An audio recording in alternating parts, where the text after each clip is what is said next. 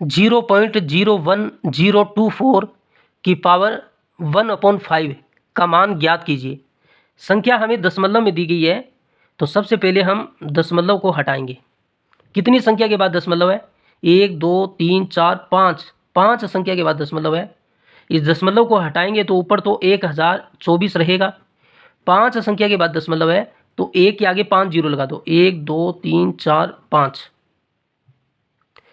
अगर ऊपर आपको दशमलव हटाना है तो नीचे 1 लिखना है, और जितनी संख्या के बाद दशमलव है उतने जीरो लगाना है। 1 2 3 4 5 है तो 5 जीरो लगाना है। 1 2 3 4 5, फिर उसकी पावर 1/5 है। अब देखो इसकी पावर जो नीचे 5 है, तो हमें 1024 को कुछ इस तरीके से बदलना है कि उसकी पावर 5 बन जाए, और इसको भी इस तरीके से बदलना है कि इसकी पावर भी 5 बन जाए।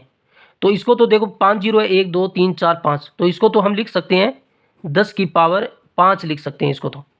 लेकिन 1024 को क्या लिख सकते हैं? 4 को गुणा कीजिए, 4 का 4 से गुणा किया 16, 16 का 4 से गुणा किया 64। इसको 5 बार गुणा कर लीजिए, देखते हैं 1024 आता है क्या। इतना गुणा किया 64 आया, और इतना गुणा किया 16, 64 गुणा 16 बन गया।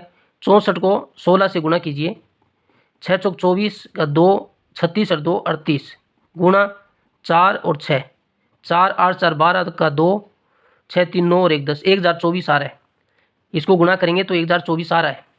तो किसको गुणा किया हमने? 4 को गुणा किया। कितनी बार? 1 2 3 4 5। तो 1024 को हम 4 की पावर 5 लिख सकते हैं, और फिर उसकी पावर कितनी है? 1/5 है। अब देखो इन दोनों पर पावर सेम है, इस पर भी 5 है और इस पर भी 5 है, दोनों पर सेम है। सेम पावर हो तो दोनों पर हम एक साथ लगा सकते हैं। किस तरीके से?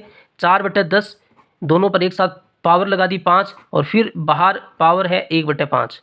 अब देखो इसमें 5 से 5 कैंसिल हो गया, तो क्या बचेगा? 4/10 बचेगा। उसकी पावर 1 है तो 4/10 ही आएगा।